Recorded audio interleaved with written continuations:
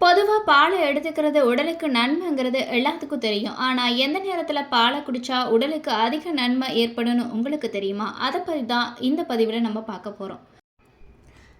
பால் நமக்கு பல நன்மைகள கொடுக்குது. எலும்பு அடர்த்திய அதிகரிக்குது. குறிப்பா அதில இருக்கக்கூடிய கால்சியம் குழந்தைகள் வளரும்போது அவர்களோட எலும்பு அடர்த்தியா இருக்க உதவு பண்ணுது.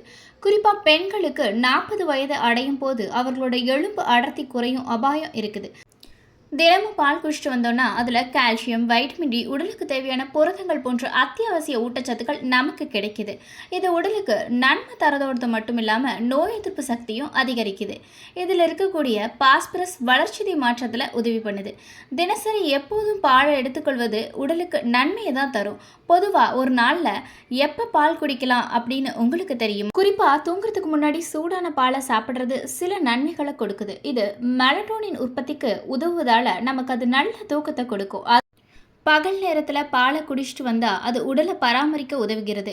அது மட்டும் இல்லாமல் தேவைக்கு அதிகமாக சாப்பிட்றதையும் தடுக்குது. பொதுவாக இளைஞர்கள் 3 முறை பாலை எடுத்துக்கொள்ளலாம். பாலில் கால்சியம், வைட்டமின் டி, புரதம் எல்லாம் இருக்குது. இதை தாராளமாக எடுத்துக்கலாம். ஆனால் இந்தியாவில் ஒரு சிலருக்கு பால் ஒத்துக்கிறது இல்லை.